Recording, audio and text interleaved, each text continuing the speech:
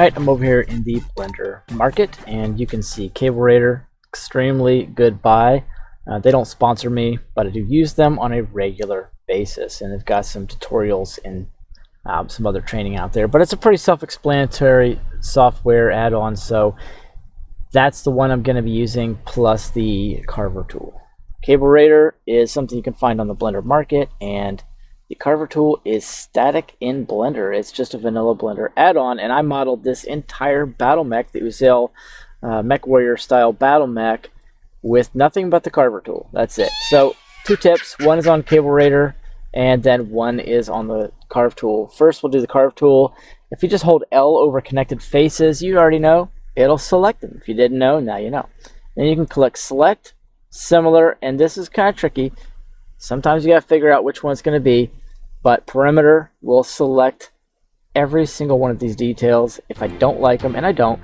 So I can hit X and delete all those faces and then jump back over into object mode without damaging my mesh.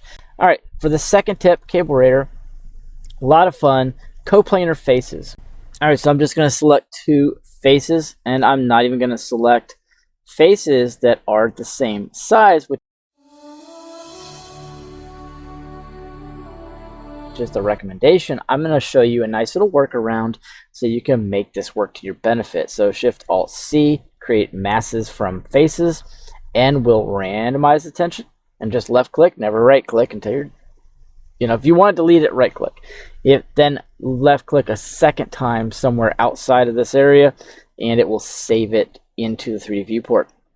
Then D for the tension as 1 unit, and then S will scale that up and down as you see fit.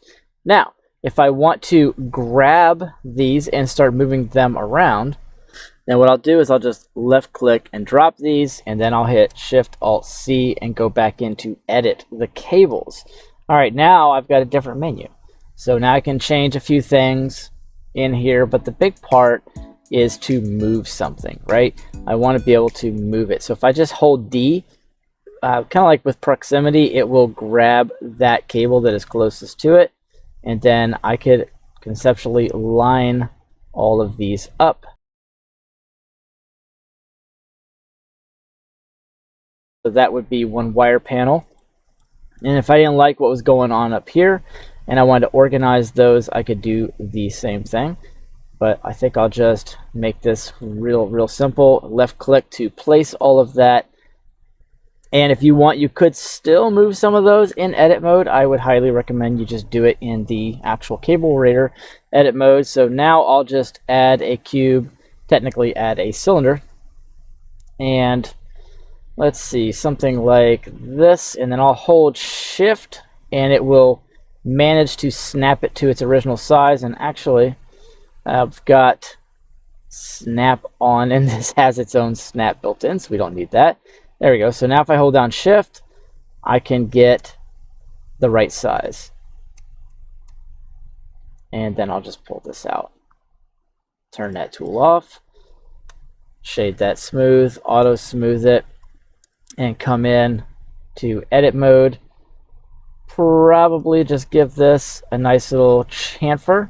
And then what I could do, because now I've actually got this where I want it, I could jump back in and edit the cable and then hit D and start bringing all these up to the top.